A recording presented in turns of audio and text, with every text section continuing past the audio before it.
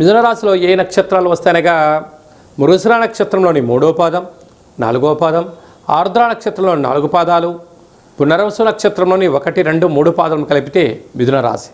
రాశాధిపతి బుధ భగవానుడు వ్యయంలో రవితో కలిసి సంచారం చేయడము గమనించగలగాలి.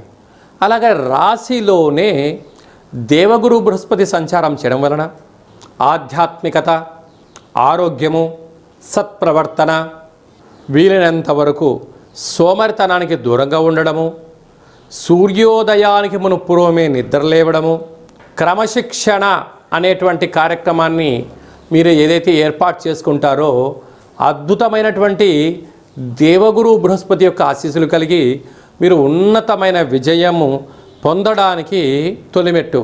అందుకే మాతృదేవో భవ, పితృదేవో భవ, అలాగా